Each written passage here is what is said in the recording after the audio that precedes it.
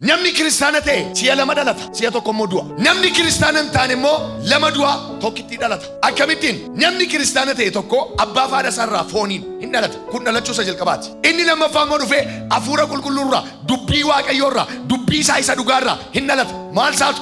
Hafuura isaa. Amma namni tokko gaafa kiristiyaana ta'u nama qofaa miti, hafuura qulqulluus of keessaa qaba. Namni namanne tokko nama qofaadha. Hafuurri qulqulluun keessa isaa hin jiru. Geggeessaan qabu, abbaan qabu, eenyummaan qabu. Gooftaan Yesuus Kiristoos bishaanitti dhalachuu qabda, hafuura qulqulluutti dhalachuu qabda jechuun saayi. Bishaanni Efesoon keessatti dubbii waaqayyoo ta'uu isaa dubbata. Hafuura qulqulluuf dubbii waaqayyootti. Dubbii isaatti amantee hafuura qulqulluu immoo fudhattee lammaffaa dhalata. Maal jedha Efesoon 5:26 irratti waaqayyoodha waldaa kiristiyaanaa xuriif dirmamuuf mudaa kan hin qabne godhee ishee of dura dhaabachisuudhaaf dubbii isaatiin karaa bishaanii dhiqee ishee qulqulleessee of dura ishee dhaabate. Dubbichi dhugaadha. Dhugicha hubattu, dhugichi immoo birmaduu sin baasa. Namni kam danda'e waaqayyo abbaa kootiin jedhu dur waaqayyo waaqayyo danda'aadha. Abrahaam faa waaqayyo abbaa kootiin jenne. Maaliif gooftaa Yesuusitti dhagaa darbachuuf jedhan beektusin? Aniif abbaan tokko abbaa kootu na erge yeroo inni jedhu kun arrabsoodha jedhanii aniif abbaan tokko abbaa kootu na erge ulfina abbaa kootiin barbaada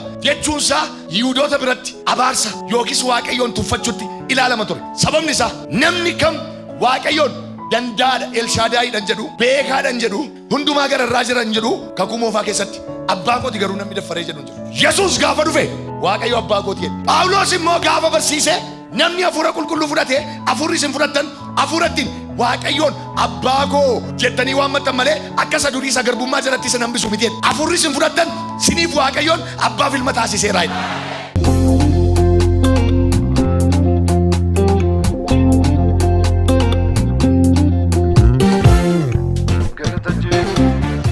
Yohannis 3:1-8 akkas jedha. Fariisota keessaa namni Niqoodimoos jedhamu tokko ture. Inni dura buutuu Yihuudootaa ture. Inni kun halkaniin gara Yesuus dhufee, Rabbii akkati barsiisaa taate Waaqayyo biraa dhufte nu hin beekna. Homtinuu yoo Waaqayyo isaa wajjin jiraate malee milikkitati agarsiistu kana dandee hin agarsiisu ittiin jedhe. Yesuus dhuguman sitti hima, eenyullee olii yoo dhalachuudhaa baate mootummaa Waaqayyoo arguyyuu hin danda'u jedhee deebiseef. Niqoodimoos immoo namni erga qancare akkamitti dhalachuu danda'a? Gadameessa haadha isaatti lammaffaa galee dhalachuu danda'a moo jedhee Yesuus hin gaafate. Kanaaf Yesuus dhuguman sitti hima, eenyullee bishaaniif hafuura qulqulluutti yoo dhalachuudhaa baate mootummaa Waaqayyootti galuu hin danda'u. Nama foonitti kan dhalate fooni, hafuuratti kan dhalate hafuura. Olii dhalachuun siif hin ta'a jechuu koof hin dinqisiifatin. Qilleensi gara fedhetti qilleensa usaan nageessa eessa akka inni dhufu eessas akka inni dhaqu garuu hin beektu. Egaa hafuuratti kan dhalate hundinuu akkanuma jedhee deebiseef. Waan baay'ee namatti tolu waa'ee lammata dhalachuu dubbata iddoo kanatti. Reborn, lammata dhalachuu. Waa'ee lammata dhalachuu itti dubbannaan gooftaan Yesuus Kiristoos namicha geggeessaa warra Yihuudootaa Fariisota keessaa tokko ta'e dhalala. Iddoo ijoo jira, gulantaa guddaarra jira namichi kun. Niqoodimoos namichi jedhamu kun tokko Fariisota keessaa tokko. Fariisonni immoo salphaatti namanan gooftaa Yesuus ittiin fudhatan. Fariisota hin geessu, accept hin godhan hojii Waaqayyoo. Dinqiif milikkita Waaqayyoo hojjetullee accept gochuun itti ulfaata. Akka nama dhagaatti bishaan naqeeti ofirraa darbatu. Keessi isaanii salphaatti hafuura qulqulluudhaan touch hin ta'u, hin tuqamu.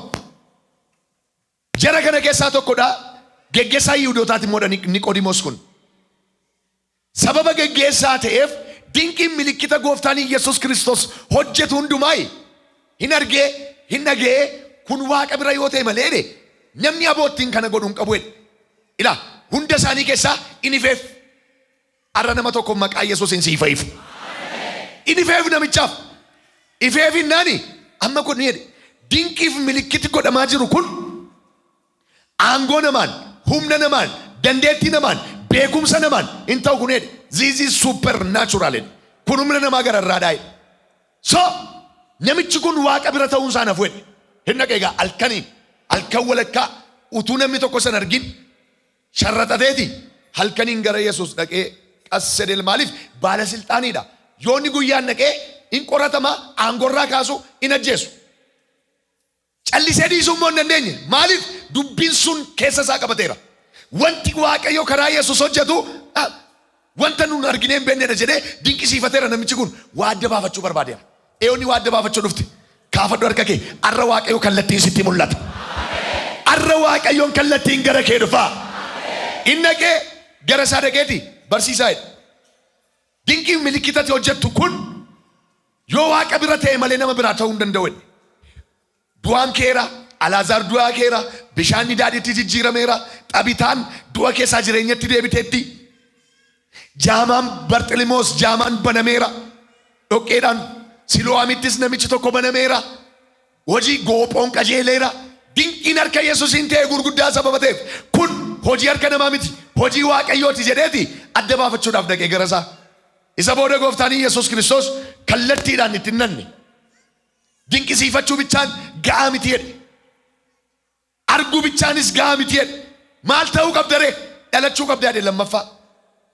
Lammata dhalatte malee mootummaa Waaqayyootti hin galtooti jedhe. Karaa inni hin beekne itti deebise. Inni kallattiimaan deebinaa laatanii Waaqa biraan dhufe ilma Waaqayyooti ani humtii Waaqayyoodha jedhee akka inni itti himuu barbaade. Inni garuu akkas jedhe mootummaa Waaqayyootti galuuf lammata dhalachuu si barbaachisaa jedhe. Amma gaaffii dhufe. Sila manee dhagee amma immoo maal akkamittiin ta'a kun jedhe. Namni erga qancare umuriin isaa 30, 40, 50 ta'e erga dulloome anoo jaarsa akkamitti dhalachuu danda'a? Akkamittiin gadameessaa haadha kootti deebi'ee seenaa? Karaa eessaan seenaa? Karaa eessaan lixaa? Kun ta'uu hin danda'u. Lammata dhalachuu qabdaan kuni naan fudhatamu. Isa booda hin ibseef inni immoo akkaataa isaa itti himse. Eenyullee gadameessaa haadha irraa miti inni kun. Bishaaniif hafuura qulqulluurraa dhalachuudha yoo baate yookiis baleelaa abbaa baal olii kalaay dhalachuudha yoo baate mootummaa Waaqayyoo yoo arguu hin danda'u. Nama tokko mee ganama kana olii ajajamee eebbi sadii sii dhufeera. Harka keellachuu ol kaasii sii illadha. Olii ajajamee eebbi guddaan tokko siifa dhufu. Kottaa mee ofirratti dubbadhaa kan kwarraayidha. Olii ajajamee dhufaayidha. Harka firaa keessaa miti. Harka maatii keessaa miti. Harka mootummaa keessaa miti. Ilaa harka Waaqayyoo keessaa nama sagaliif waa gadhiifameera. Fuudhii harka Waaqayyoo keessaa eebbisii gadhiifameera. Kalaa hin ottizaazu. Olii dhufuu qaba. Ilaa ammas dubbiin kun gaaffiidha. Namni akkamitti bishaan irraa dhalata? Namni bishaaniif hafuura qulqulluurraa yoo dhalachuudhaa baate yookiin olii dhalachuudhaa baate mootummaa Waaqayyoo iyyuu arguu hin danda'u jedha. Jedhee deebiseef waa'ee lammata dhalachuun sinitti mamata dure. Lammata dhalatteetta taanaan dhugaan sitti himaa eebbati argatteen sii tarreessa gara dhumaatti. Lammaffaa dhalachuu. Amma namni tokko gaafa kiristiyaana ta'u nama qofaa miti. Hafuura qulqulluus of keessaa qaba. Namni namanne tokko nama qofaadha. Hafuurri qulqulluun keessa isaan jiru. Geggeessaan qabu, abbaan qabu, eenyummaan qabu. Gooftaan Yesuus Kiristoos bishaanitti dhalachuu qabda. Hafuura qulqulluutti dhalachuu qabda jechuun saayi. Bishaanni Efesoon keessatti dubbii Waaqayyoo ta'uu isaa dubbata. Hafuura qulqulluuf dubbii Waaqayyootti. Dubbii isaatti amantee hafuura qulqulluu immoo fudhattee lammaffaa dhalatta. Maal jedha Efesoon 5:26 irratti Waaqayyoodha waldaa kiristiyaanaa xuriif dirmamuuf mudaa kan hin qabne godhee ishee of dura dhaabachisuudhaaf dubbii isaatiin karaa bishaanii maal isaatiin dubbii isaatiin karaa bishaanii dhiqee ishee qulqulleessee of dura ishee dhaabata. Dubbii isaatiin qulqulleessa. Dubbichi dhugaadha. Dhugicha hubattu dhugichi immoo birmaduu sin baasadha. Dubbichi maalidha? Dubbii wangeelaati. Ol kaasii harka kee waan si qabee harkaa dubbii kanaan ganama kana bilisa ba'i. Nana jajammas kaafadhu harka kee mirgaa. Rakkina si qabe, hiyyuma si qabe, abaarsa si qabe karaa wangeelaa harkaa si baaseera. Harka kee lachuu akkas godhi ba'een sokkaa hidhimee. Cabseen darbaa hidhimee. Rakkina si qabe ganama kana dubbii Waaqayyoon cabsitee baata. Hiyyuma si qabe ganama kana dubbii waaqayyoon cabsitee baata. Kottaa mee cabsaa ofirraati daangaa rakkina daangaa hiyyuma cabeera fuula koo duraa hidhame. Nama hiikamee birmaduu ba'uun argaa. Eenyuuf haa ta'u yerootitti uffee jettee jiraattu sii dhufeera. Yerootitti uffee jettee haara galfattee jiraattu sii dhufeera. Jedhime yeroon naaf ga'eera jedhime. Tokko yerootitti yaadatamtu siif ga'eera. Namichi kun hin dhaqe gara gooftaa Yesuus Kiristoos dhaqee gaaffii gaafateef gaaffii kan biraa fudhate. Amma gaa kiristaanummaa jechuun bicaa ta'uu, arungaadee ta'uu, yookiis immoo kalariin namaa, bifti namaa, sheepiin namaa kan warra kaanirraa adda ta'uu jechuu miti. Kiristaana ta'uu jechuun lammaffaa dhalachuudha warra bakkaatti isaan laqe. Reborn. Namni kiristaana ta'e si'a lama dhalata. Si'a tokko immoo du'a. Ilaana dhaggeeffadhaa. Namni kiristaana hin taane immoo lama du'a tokkitti dhalata. Irra deebiin isinitti mammas. Namni kiristaana ta'e lama dhalata. Si'a lama dhalata. Si'a tokkitti immoo du'a. Namni kiristaana hin taane immoo si'a lama du'a si'a tokkitti immoo dhalata. Akkamittiin namni kiristaana ta'e tokko abbaa fi haadha isaarraa fooniin hin dhalata. Fooniin abbaa fi haadha isaarraa hin dhalata. Kun dhalachuu isa jalqabaati. Inni lammaffaa immoo dhufee hafuura qulqulluurraa dubbii waaqayyoorraa dubbii isaa isa dhugaarraa hin dhalata. Maal isaatu hafuura isaa. Maaliif namni dhalate immoo inuma jiraata. Kan dhalate immoo inuma guddata.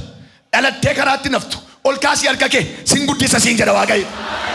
Ani karaatti nafu edii dubbadume nan guddaddaa jedhe ofirratti taaja. Ishee waaqayyoorraa dhaladheen garuu bara baraan iska zalaalam duutii nan argatu nan jiraadha. Kottu harka kee lachuu kaasatis erga kiristaana taate atis bara baraan hin jiraatta.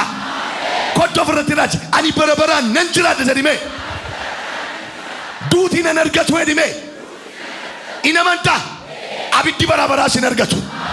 Ati si'ooliin hin nattu. Iyyaan lammaffaa dhaladheera jedhime. Ilaaka kanaafidhaam. Namni kam danda'e waaqayyo abbaa kootiin jedhu dur. Waaqayyo waaqayyo danda'aadha. Abrahaam faa waaqayyo abbaa kootiin jenneen. Hin jenneen.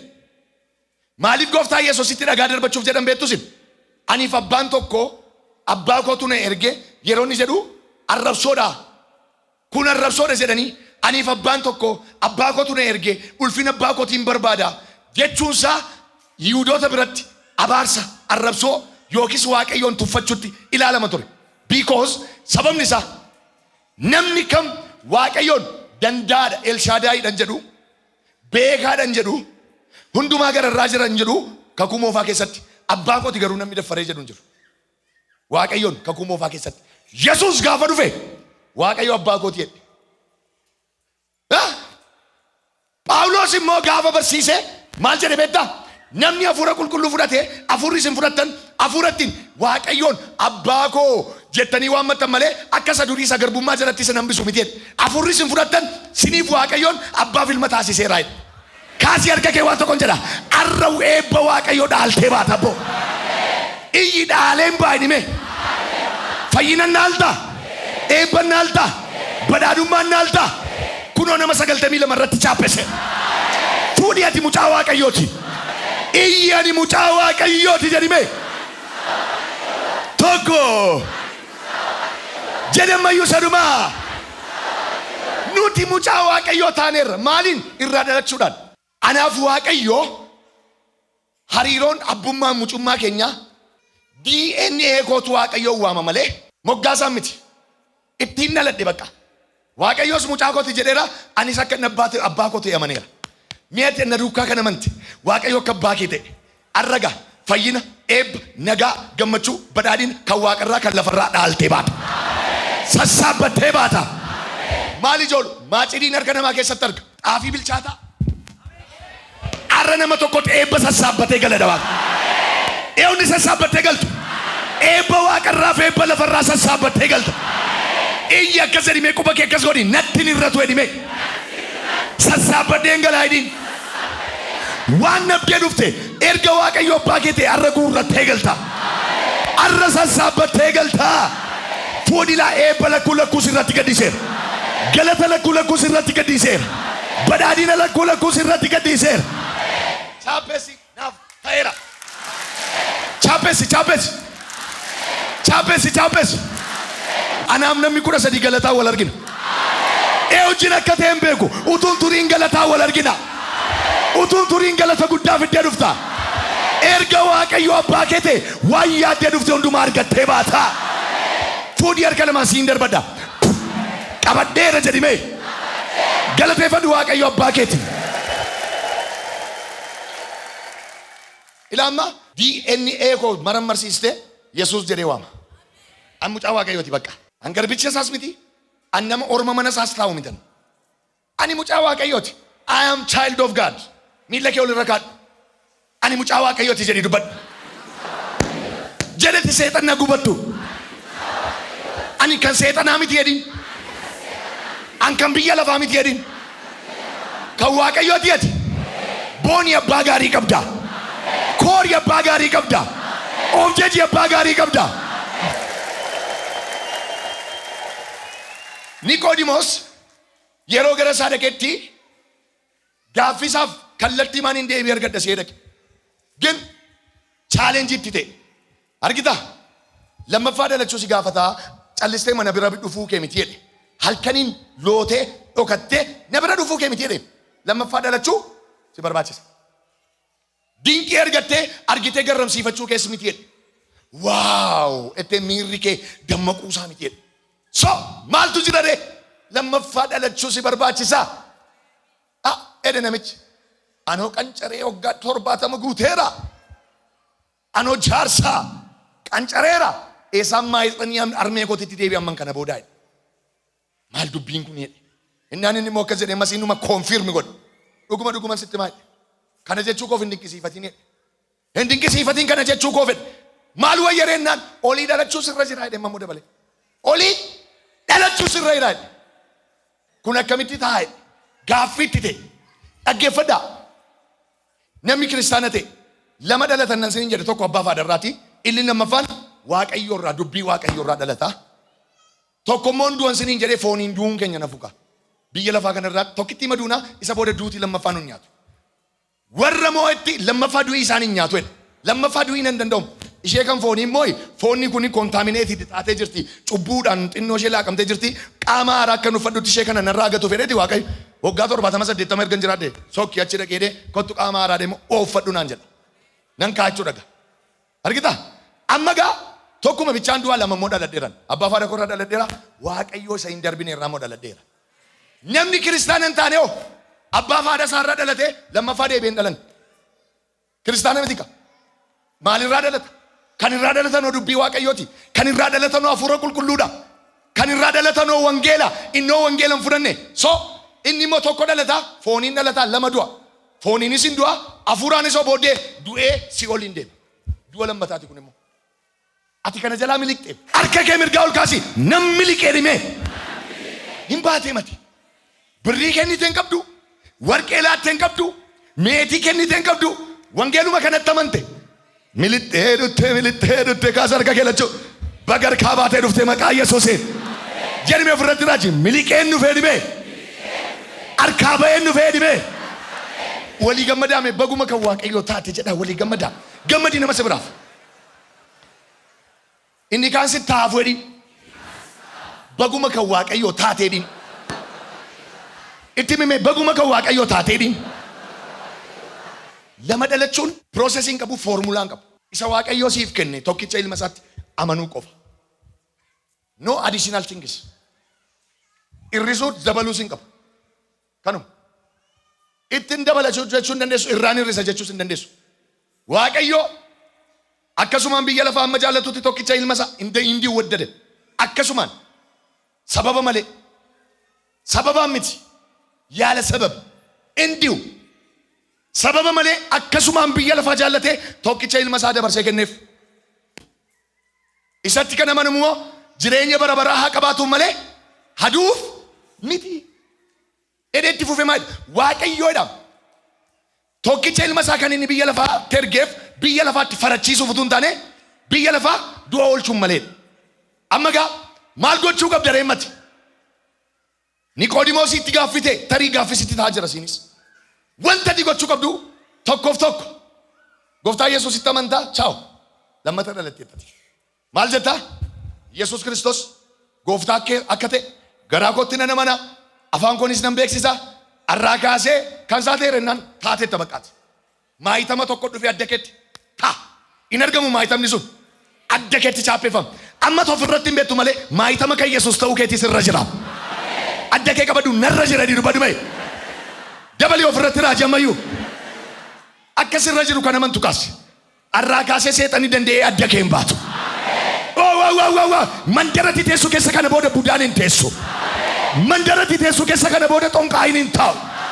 Ina amantaa yeroo mataa sii galtu mandara gadhiisanii sokku. Mi'a isaanii sassaabbatanii sokku. Mootee jiraata siin jedha Waaqayyo. Nama si biraatti mimee mootee jiraattan sodaatin jedhin. Adurreen sodaatin jedhin. Mandaran sodaatin jedhin. Kan caalu si wajjin jira jedhitti naaf hime. Ilaaluun ilaaluu nama sadi keessa afurri kaanserii baqee bade. Rikataduu la vida. Fuudhi dafina waatu siita. Meeseejii ulfinaa tokko si qaqqaba. Meeseejii eebbaa tokko si qaqqaba. Iyyinaaf ta'eera jedhime.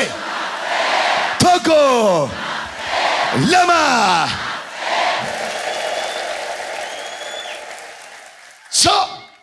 Tokkoof tokko namni garaa isaatti amanee qajeelaa ta'a. Afaan isaan beeksisee hin fayyu. Kanaaf lammaffaa dhalachuun mucaa Waaqayyoo ta'uudha. Lammata dhalachuuf immoo wangeelatti amanuu qofa si barbaada. Wangeeluma kana bichaatti amanteetta taanaan waan biraatti dabaltuu hin qabdu. Ichiin bicha. Amanteetta taanaan ati mucaa Waaqayyooti. Mee wangeela kanatti immoo kan amantii harka kee ol kaasi. Erga mucaa Waaqayyoo taate waan hundumaa argadhu ba'i. Waan yaaddee dhufte hundumaa argadhu ba'i. Amma kanatti 71 godhattee naan hin ta'u. 67 godhattee naan hin ta'u. Keessaan baballeessattee naan hin ta'u. Bakka akkuma inni jirutti kana fudhattee taanaan you are child of God. Ati mucaa Waaqayyooti. Hin dabali waan itti dabaltu hin qabdu. Itti mimee nama sodaatu wangeelumatti amanii jedhin. Gaadhaa jedhin. Of danda'aadhaa jedhin. Injiraachisaa jedhin. Humna hojjetu of keessaa qaba jedhin. Utumatti qabdee jirtu ilkeen dhukkubaa namatti qabde keessaa buqqa'eera. Qabime mayyuu jabeesse. Hey! Utumatti qabdee jirtu abiddi tokko si keessaan goree rakkina irraa gubeera. Hiyyuma irraa gubeera. Abaarsa irraa gubeera. Itti naa himime ati bilisa baatettaa jedhin. Ati fayyiteettaa jedhin. Sababni isaa immoo jedhin. Ati lammaffaa dhalatteettaa jedhin. Ishi lammaffaa dhalachuufi dhugaa Waaqaa isinitti himaa piroosesii kan biraas hin gaafatu. Afurri keef afurri Waaqayyoo waliif galu bichaan. Phaawulos maal jedhaa? Roomaa keessatti Roomaa boqonnaa 8 lakkoofsa 16 irratti afurri keenyaaf afurri Waaqayyoo walii galee ijoollee Waaqayyoo ta'uu keenya dhugaa nuuf baay'ee dhala. Ijoollee Waaqayyoo ta'uu keenya wanti dhugaa ba'u afurri keenyaaf afurri Waaqayyoo walii galuu isaa qofaadha. Afurri keenyaaf afurri Waaqayyoo waliif galee wal simatee amma baay'een danda'e afuura qulqulluun fudhatu. Kennaa afuura qulqulluu danda'een fudhatu. Yoo namni afaan haaraasee hin haarama tokko tokko. Maalidha kun? Afurri isaaf afurri Waaqayyoo waliin galle jechuudha. Namni afuura Waaqayyoo of keessaa hin qabne kennaa afuuraas hin argatu la. Mucaa Waaqayyoo ta'uu bichaa dhabamni. Kennaa afuuraa dinqii garaa garaa hojjechuu, raajuu, wangeela lallabuu, barsiisuu, gorsuu hin fudhatu. Afurichi tokkicha kennaan garuu garaa gara. Sakaan faarfattoota godha. Sakaan lallabdoota wangeelaa godha. Sakaan tiksee godha. Sakaan ergamoota godha. Oofisii 5tu jira. Namni afuura Waaqayyoo of keessaa hin qabne egaa kennaa kana hin argatu danda'e. Kennaa kana argachuu hin danda'u. Namni kam? Namni afuura Waaqayyoo of keessaa hin qabne mucaa Waaqayyoos hin ta'u kennaa afuuraas hin argatu. Lamisaale kennaan afuuraa tajaajilaaf hojii bichaaf utuu hin taane jireenyi bara baraallee kennaa afuuraati. Maaliif maal jedha? Isin yeroo fayyinaaf kan ittiin abdachiifamtan qabdii afuura qulqulluu of keessaa qabdudha. Qabdii dhala. Afurichi jireenya argachuu keefillee qabdiidha, abdiidha, mallattoodha. Si keessa jira. Jireenyi bara baraallee kennaa Waaqayyooti. Sarteen አይደለም, ለፍቴን አይደለም. Hojjennee miti jireenyi bara bara eternal life-in Yesuusitti amanuun sii kenname. Warqee kennite hin qabdu, birrii kennite hin qabdu, doolaara kennite hin qabdu. Kanaafiyyuu lammaffaa dhalachuuf afurri keef afurri Waaqayyoo walii galuu qaba. Afurri keenyaaf afurri Waaqayyoo walii galee ijoollee Waaqayyoo ta'uu keenya dhugaanuuf baay'ida. You see? Afurri koof afurri Waaqayyoo walii galaan I'm child of God. Ani mucaa Waaqayyoo jechuudha. Eega erga mucaa Waaqayyoo taate yookiis erga lammaffaa dhalatte wanta gurguddaa qabxiilee gurguddaa shanin sinii kenna. Inni jalqabaa erga mucaa Waaqayyoo taate ati ka'umsi keef ga'umsi kee hin beekamu. Ka'umsi kees ga'umsi kees hin beekamu. Amanami yeroo baay'ee yeroo sitti fokkoru maal sin jedha? Eessaa akka kaate hin beektu ati jedha. Eessaa akka kaate irraanfattee ati jedha. Kanumaan nama tuffatamni ree. Yoo maatii hiyyeessaa keessatti dhalatte ta'e lafa kaate beekimeedha. Lafa kaate yaadadhu mee sin jedha gaamilee kee rukutuudhaaf. Waaqayyo immoo seenaa namaan jijjiira'u. Ka'umsa kee beeka taanaan namni sin kabaju. Raajiin biyya isaa keessatti maaliif hin kabajamu? Ka'umsa isaa beekamaan. Kanaaf raajiin biyya isaa keessatti fudhatamaa miti. Kabajamaa miti. Ka'umsa isaa sababa beekaniif. Namni ka'umsa kee beeku sin kabaju beektaa? Kiristiyaanitii keessatti garuu ka'umsi namaan beekamu. Ka'umsi kee hin beekamu.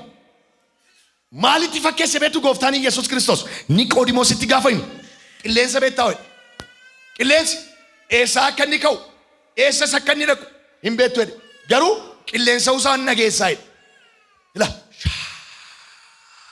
edeen qilleensa kallattiin isaan beekamu eessaa akka inni ka'u eessa akka inni dhaqu hin beekamu qilleensi.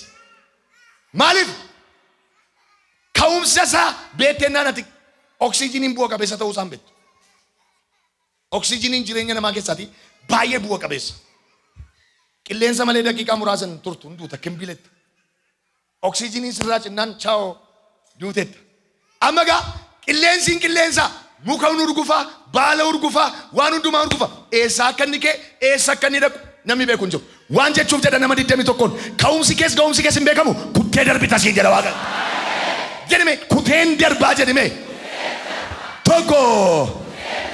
Ila maal jedhu gaa namoonni waa'ee kee kana booda eessaa fidee maalirraa ka'ee akkamitti argate waa'een kee gaaffitti ta'a karan beekamne waa siif ajajeera dha Waaqayyo. Ol kaasii harka kee lachuu. Ol kaasii harka kee lachuu. Eessaa akka inni sii dhufu hin beeku namni 21 eebba hin beekamneen eebbifamteetta. Jedhi meetiyyuu eessaa akka inni dhufu hin beeku jedhi. Boryoona kanaa mileenaan dhufee naa galeeraa jedhiin. Ina amantaare chaappee seera jireenya kee irratti chaappee seera akkaawuntii kee irratti eessaa akka inni dhufu hin beektu jedhe nama. Iddoo kanatti waan afur argitu qabxii afur argitu. Tokko ka'umsi isaan beekamu qilleensi. Lama ka'umsi isaan beekamu jira moodha. Sadaffaa irratti jira qilleensi jira mala kan jira mana na keessa jira eessaan dhufee seen eessaa dhufu eessa deemu hin beeknu karaa inni dhufu hin beeknu. Ani karaatti dhattu hin beeku karaatti itti deemtu hin beeku. Dhiyootti garuu Ameerikaa geessee naa dawwalta. Baasii moobaayilii kee firan qabdu diiviin sii hin baane birriin qabdu ji'oota muraasa gidduutti garuu xumuramee xiyyaara yaabbattee sokkita. Baasii moobaayilii kee radadadada shadadaba heelabaa yaboos eessaa akka inni siif ajajamu hin beeku. Waaqayyo waa'ee kee waan haaraa hojjeteera. Makoora ol kaasi. Kattaa keessaa bishaan sii ta'e ba'ee ta'e hin beeku. Lafaa birrii argatta ta'e hin beeku. Du'aatu lubbuu sii godhata ta'e hin beeku. Torban irraa seenaan kee jijjiirameera. Al tokkoof sadumaa seenaan kee jijjiirameera. Waaqayyo si jijjiiree. Iyyi raasiyaan jijjiirameera jedhime. Tokko. Lama. Amanteetta. Ani hin beeku iddoonni sii dhufu garuu waa toora galee sii dhufe. Namootatti gaaffii ta'a. Ollaatti gaaffii ta'a. Maatiitti gaaffii ta'a. Obbolootatti gaaffii ta'a. Jijjiiramtee mul'atta. Jijjiiramtee argamta. Guddinni nama tokko namaan galu. Ani ka'umsuma isaan naa galuu didanii buna dhugaa haasa'u. Buna danfisanii wal waamaniiti. Kottumee haadha koo kottumee ani eessaa fidee akka inni makiinaa kana bitee naan galuu. Maal hin gaddanuu dhufee mana keenya qursii nu kadhata miti. Buna shinii tokko naa buusaa jedhee nu kadhata miti. Qarambullee dhaa'u. Anuuna shakki jawwee qaba laayii akkedhum yooti guddatte kan kee olii dhufe. Wal gaggaafachiisa miila na dhimmi kee. Rakara dajanda kradoza. Prada lavando sita bira. Dhimmi kee kana booda wal gaggaafachiisuu jalqaba. Eessaa akka inni dhufu hin beeku. Waa ajajamee sii dhufaa jira. Waa boomamee sii dhufaa jira. Oofuudhi maqaa Yesuusiin. Iyyinaaf ta'eera jedhime. Tokko. Fuudhi siif haa ta'u yee. Ameen ameen ameen. Ilaame wanti Waaqayyo irra sii godhu diina keetti mataa cabsaa ta'a. Ol kaasii harka keellachuu eebba lakkuu mana kee irratti ajajeera. Baajeta lakkuu mana kee irratti ajajeera. Fuudhi fuudhi fuudhi fuudhi. Raajii laasada. Wal gaggaafatu. Waamma moga. Fala dhabu mini ishee kana wajjin ishee tokko waamuun borimmoo. Maal waa'ee mabaluu tokkotu gaaffii nutti teenan ingedda abaluu jin teenye haasaa turre. Maal haadha koo akkuma inni itti jijjiirame nuu galuu dide. Eessaa akka dhufeef hin beennu. Kaleessa nu booddee ta'a miti. Kaleessa nu booddee jira miti. Kaleessaan cufatti tufnee darbina miti. Kaleessa tuffannee darbina miti. An kaleessa harka qabeeyyuu nagaan gaafadhu. Har'a moo hedduu lafuman itti arguun dhabe. Kaleessa nagaamayyuun gaafadhu harkayyuun qaban kana har'a garuu akkas ta'e. Kaasiga. Inamanta. Kana booda dhimmi kee akkuma kana ta'a. Kana booda waa'een kee mandara keessatti akkas ta'a. Biyya dhaloota kee keessatti akkas ta'a. Hallelujah. Ilaame. Maalirraa akka inni nama jalqabsiisu hin beekamu. Dhugaa Waaqayyooti. Dhumeera, badeera, du'eera yerooti jettu eessaa akka inni si jalqabsiisu hin beekamu. Ati abdii kutattee damaddamtee dhiistee keessa eessaa akka inni si jalqabsiisu hin beekamu. Namaan galu. Namaan galu. Namaan galu waa'een isaa. Harabaayaas. Chakatadaya. Jedhime waa'een koo wal gaafachiisaa dhime. Namoota baay'eetti gaaffii uumaa dhime. Amantee dubbatte. Ga'umsi kees hin beekamu. Ga'umsi kee akkamitti hin beekamu beektaa? Achi geessee dhaabattii siin jedhu. Qo'i takka laallaa. Yoonni ji'a sadii irra taa'e. Qo'i hin argitaa. Ilaa kun torbeema tokko naaf obsi jedhu. As ga'ee maan qabaman achi hin ga'uudha. Daangaa sii kaa'u ati garuu darbiteetta. Shadaloda. Si qabuu hin danda'an siin jedha Waaqayyo. Ol jedhi dhaabadhu ani hin qabamu jedhi mee. Jedhi maqaa Yesuusiin. Cabseen darba jedhi mee. Diinni si qabuu hin danda'u siin jedha Waaqayyo. Rakkinni si qabuu hin danda'u siin jedha Gooftaan. Qo'iti achi geessee qabamti jedhu. Achi geessee qo'iti hin argitaati. Torbeema tokko naa kenni jedhu. Yoonni makinichas gurguree mana isaas gurguree amma gaafachiiti ka'umsa kee wallaalanii mataa cabsaatti ta'u.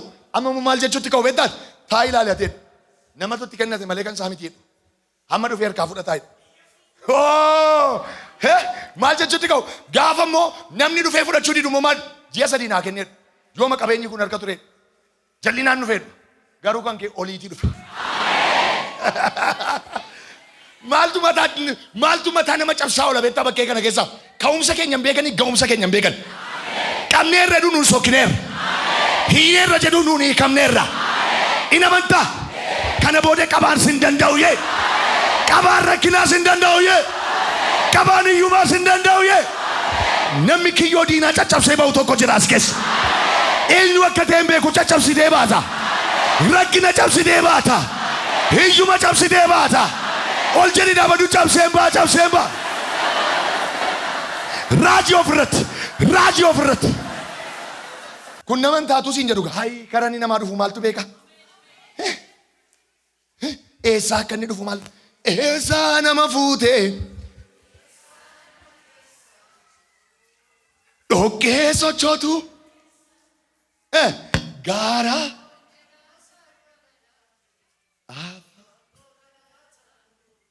Akkas jedhee nama torban kana keessa faarfattoota as keessa jira. Maaliif kana jedhee beektu gooftaan Yesuus Kiristoos. Warri gareen Niqoodimoos faa Fariisoon luboonni warra hangafoon abbootiin seeraa tsaadiqoon maal jedhanii amanu mana keenya keessaa dhalatan masiicha jedhanii eegu.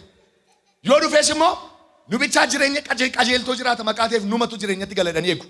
Inni garuu gaafa dhufu eessaan eegaaru isaan mana Heroodis keessaa eegu. Mana Qayyafaa lubichaa keessaa eegaaru. Isaan mana Niqoodimoos keessaa eegaaru.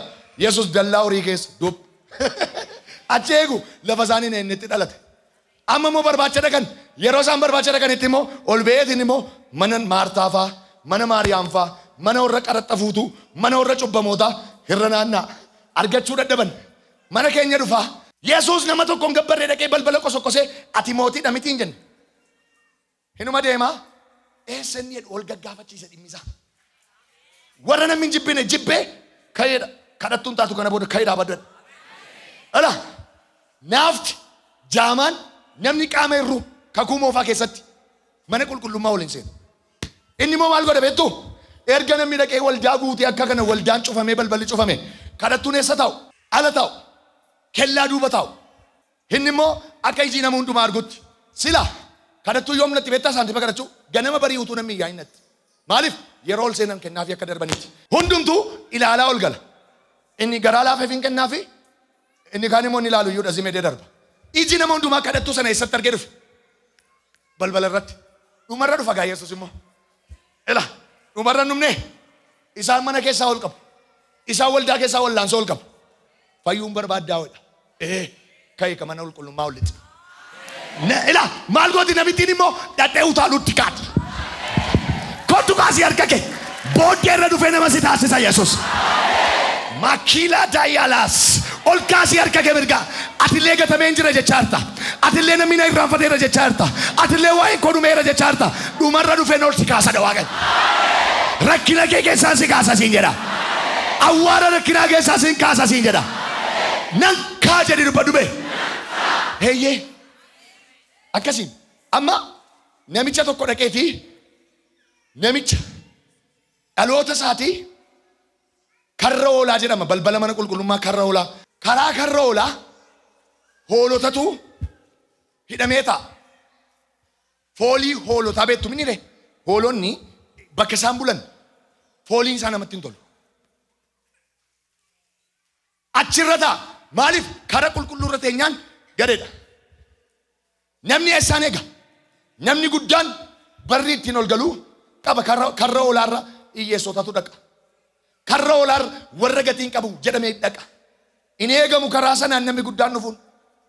Karaa karra oolaa namni jabaa bilchaataan hin dhufa jedhamee hin eegamu.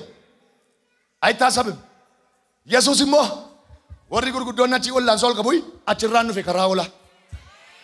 Yeroo achirra dhufu namittiin tokko paralaayizdiidha. Dhalattee waa hojjetteen beektu achuma teesse. Karaa isheen hin eegnee dhufeef. Karaa isaan hin eegnee dhufeef. Ka'ee lafaa kaaseeti ofii dura mana ol hin linne. Been ol lixii sila ol lixxu siin jedhan miti jennaan. Maarree miila qonnaafa harka qonnaafa ol hin galtu jedhanii achii hunteessu jedhanii karaa lafa oolaa dhaabbii oolaa baktaraa na teessisan jennaan. Been amma ol lixeen namittiin salittu utaalaa ol lixxe utaalaa ol lixxe utaalaa ol lixxe. Isa booda eessaa dhufteeti jennaan an beekaa namichuma Yesuus jedhan tokko na kaase. Nama miti Yesuus tu har'a si kaasa yee. Itti kenni harka kee lachuu. Karaatiin eegne siifa dhufu Yesuus. Karaatiin beekne siifa dhufu Yesuus. Dubba dhume fudhatti karaan hin eegne naa dhufa idin. Namaan galu karaansa. Karaan namaa dhufu namaan galu. Namaan galu. Inni tokkoffaan isa kana. Eessaa argattu? Wangeela Yohaannis boqonnaa 3 lakkoofsa 8. Inni lammaffaani namni hafuuraa hin shallagamu. Qalloodha jechuu hin dandeessu, furdaadha jechuu hin dandeessu. Dhukkubsataadha jechuu hin dandeessu. Bordu'aa iftaan du'attiin jechuu hin dandeessu. Namni hafuuraa hin shallagamu. Tilmaamuun sitti ulfaata nama hafuuraa. Kufeerattaa isatu jira. Namni hafuuraa hin shallagamu. Inni lammaffaan eessaa argattu? Qorontos isa duraa boqonnaa 2 lakkoofsa 15 hanga 16 Phaawulos maal jedhaa? Namni hafuuraa hin shallagamu inni garuu waan hundumaa shallagaa'edha. Namni hafuuraa lammaffaa kan dhalate. Qorontos isa duraa boqonnaa lama lakkoofsa 15 hanga 16 hin shallagamuudha. Namni hafuuraa kan laguu hin dandeessu nama hafuuraa. Mee dubbisa kan shallagamu iyyeessatti hin jettee lafa kaa'uu hin dandeessu. Damaddamtee kaa'uu hin dandeessu. Gatiin qabdu jechuu hin dandeessu. Hin shallagamu bakka nama hafuuraa. Namni hafuuraa waan hundumaa shallagaa. Isa garuu namni tokko iyyuu shallagu. Isa garuu namni tokko iyyuu shallagu. Paasteriin si shallaguu hin danda'u. Tilmaamuu yookiin mazzanuu. Buna mangeessitaa yeroo geessitee irra keessu kiiloo 5 tilmaamii birrii keetii kanaa siin jedhu. Namni hafuuraa garuu akkas miti jedhe Phaawulos. Warqee gaafa geessitum giraama 3dha.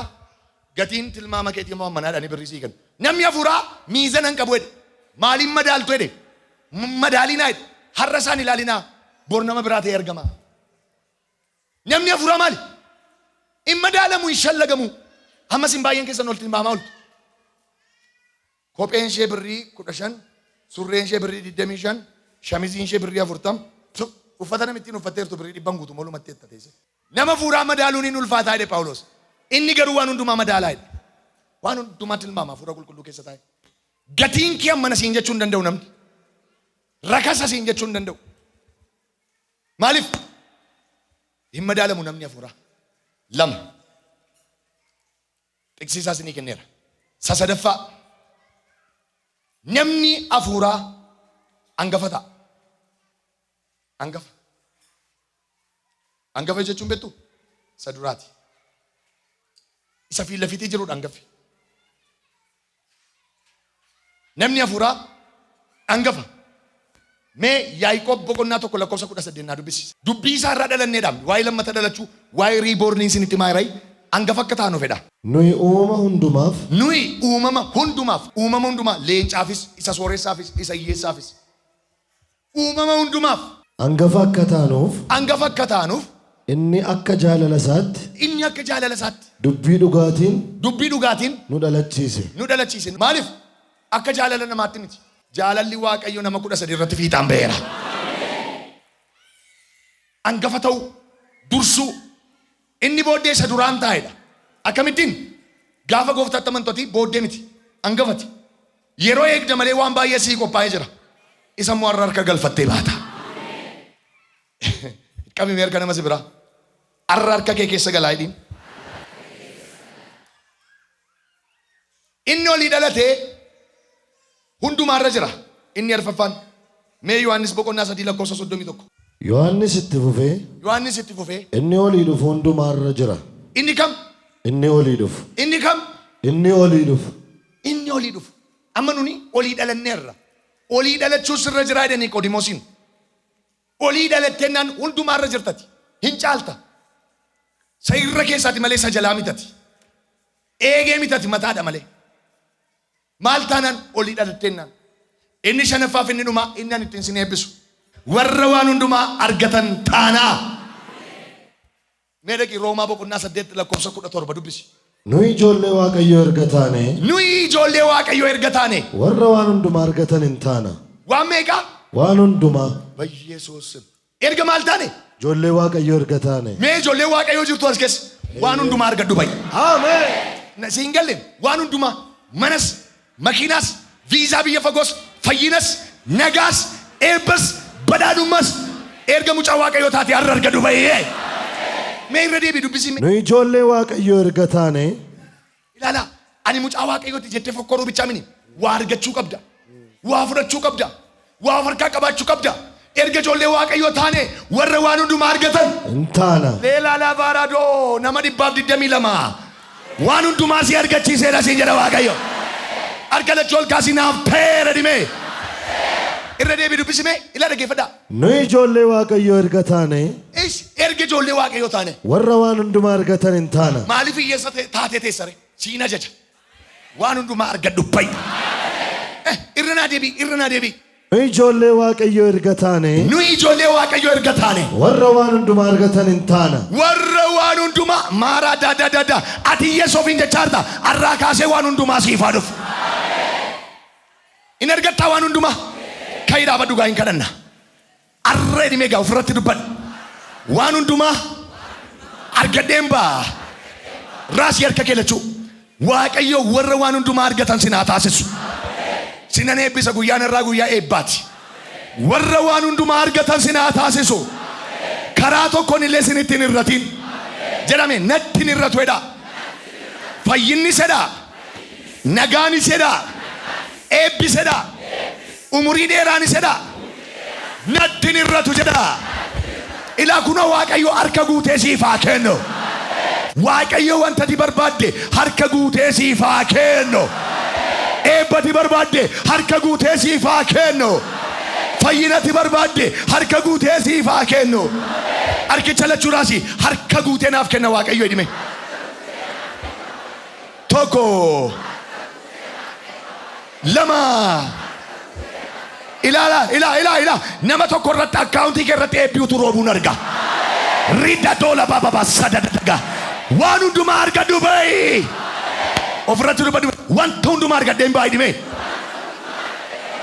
inamanta fayyinarraan sii jalqaba waan hundumaan argatta fayyina argadhu nagaa argadhu eebba argadhu dibata argadhu faarfannaa argadhu lallabaa argadhu barsiisa argadhu raajummaa argadhu waan hundumaa argadhu yee rababa irran deebi ammas kana fuuraa fixeera kan foonittan darbamammo holkaasi harka keellachuu baajeta argadhu viizaa argadhu furtuu mana argadhu libiree makiinaa argadhu kaartaa pilaanii mana argadhu sittin irratti maqaa yesuusin sittin irratti maqaa yesuusin ifuuta balali'ee dhufee harka kee haa galu ajajamee dhufee harka kee haa galu abboomamee dhufee harka kee haa galu jedhamee harka koo galeera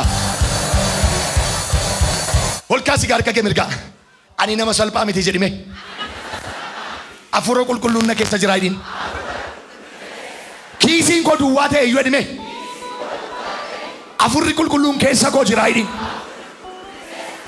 harki koo duwwaa ta'e iyyuu jedhime afurri qulqulluun na keessa jira jedhime jira afurri waaqayyo si keessa cabsitee darbita cabsitee baata asifachi deemee jedhime ka'umsi koos hin beekamu jedhin